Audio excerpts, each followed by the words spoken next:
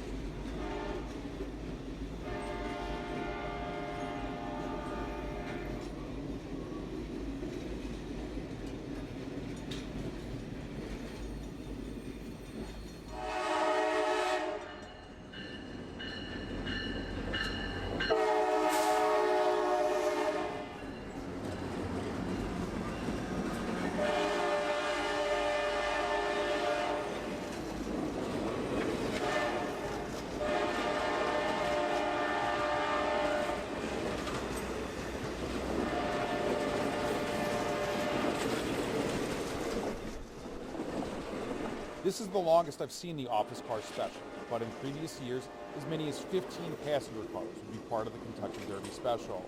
When necessary, CSX would even lease additional cars from other organizations. I wish I could have spent a little more time looking around because this seems like a very charming town, but this train wasn't waiting. Back in the car we go, this time to the capital of the Commonwealth, Frankfurt. I've been down here several times for work, but never really had a chance to look around. There was a derby party and marathon going on that had part of the town closed. I had my radio on and recording pretty much the entire day, but I only caught the crew call-out signals a few times. My guess is I was either out of range or there just aren't that many signals to call. Either way, I looked down and saw a headlight in the tunnel. It used to be the train would stop here and pick up the governor and other important guests, but not this trip. I don't know if it's been done away with or if it was just not the case this time. That tradition goes back decades.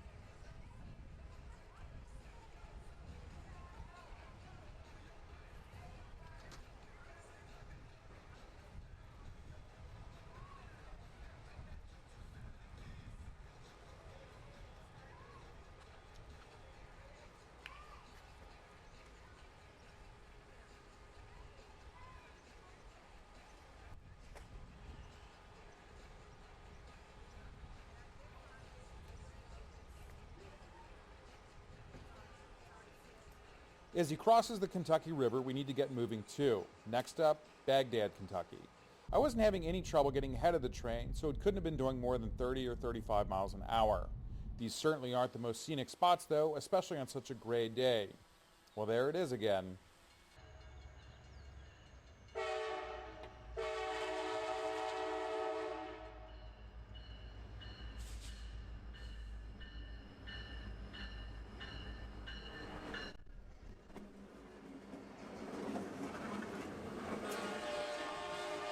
I wonder what all these guests think about seeing so many rail fans out to take pictures and videos of the train.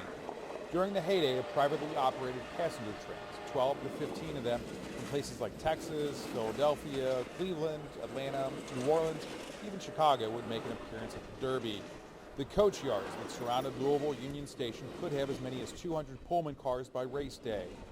One article I read said the L&N would assign 5 extra yard switching jobs at Union Station to accommodate those extra passenger cars. However, a rapid decline of privately operated passenger trains has brought the total number of annual Derby specials down to only a handful of runs.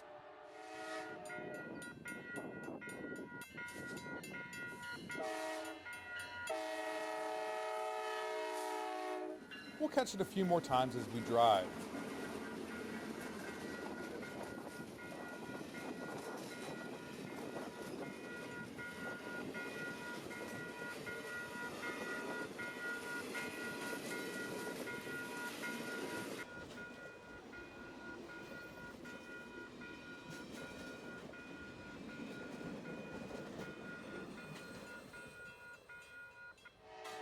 CSX, Norfolk Southern, and R.J. Corman were among the main 3 roads that continued the tradition that began in 1875 when the L&N delivered passengers to the first Kentucky Derby. I'm not sure if R.J. Corman or Norfolk Southern planned to bring back their Derby trains, but I did see a notice about a special charter from Chicago where private cars were put on the end of the Amtrak Cardinal, set off at Indianapolis, and then taken south on the Louisville, Indiana line with a chartered engine. But again, I don't have any info other than that.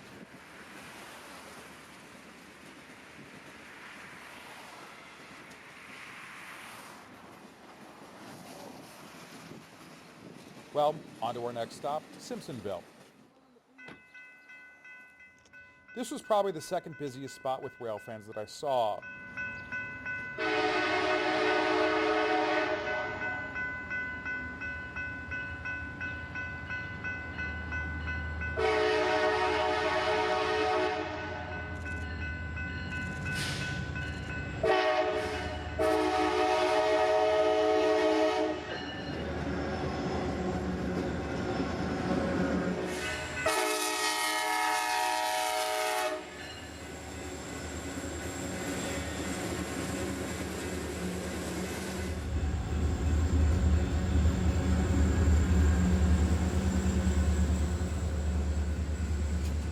Besides looking beautiful, these trains have also been used to show first responders the terrain and familiarize them with railroads and even the perspective from inside the cab as they approach crossings.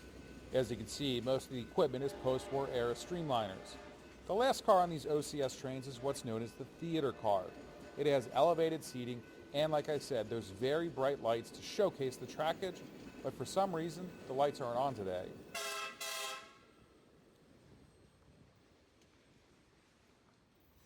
I planned to get it one more time after this spot in Anchorage, but unfortunately, it sped up once it got onto CSX trackage, and I never saw it again.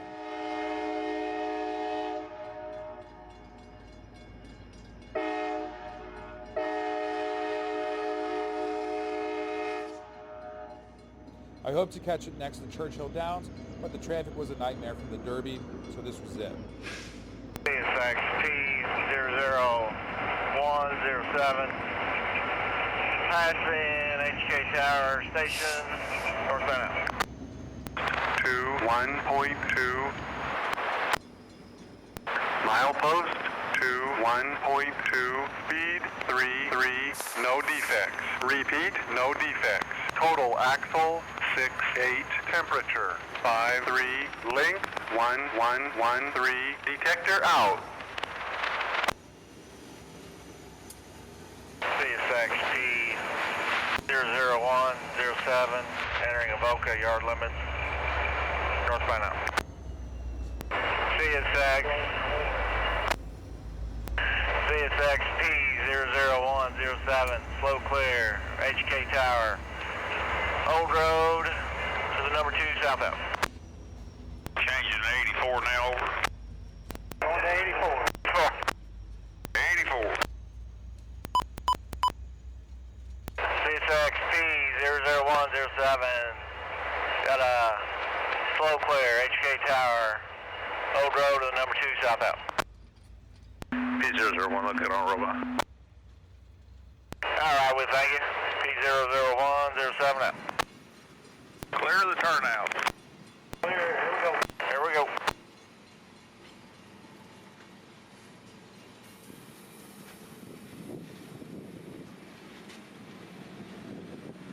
This is the third time I was able to catch the OCS. Even though the weather didn't work out for most of the day, it was still very exciting to catch it so many times. The last time it came through my neck of the woods, I wasn't so lucky.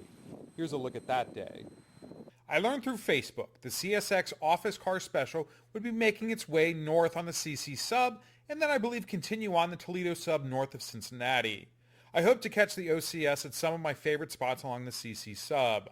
I started heading south and was going off updates to Facebook. The last I saw said it was expected to leave the Corbin Yard around noon or so. I figured Ford would be a great spot, and then I could catch it several more times before it got too dark. Well, I got set up and I waited. I waited. I waited. What I wouldn't find out until the day was nearly over was that it was late departing Corbin, and I would have no chance to chase it in the daylight. Eventually, though, it did snake its way through the Kentucky hillside.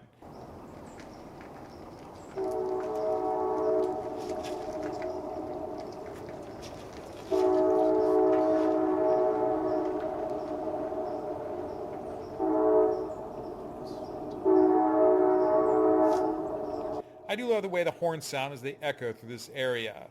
2 other Railfans were here, and a random couple actually stopped and asked what the fuss was. They stopped as well and got a cell phone video of the special train too.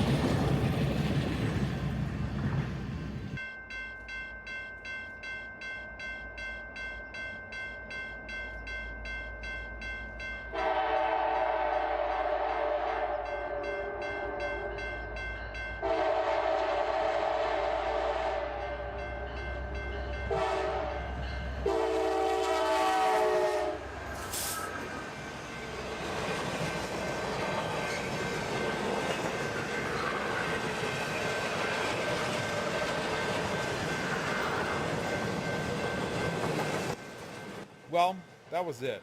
A whole day spent waiting for a minute of rail fanning.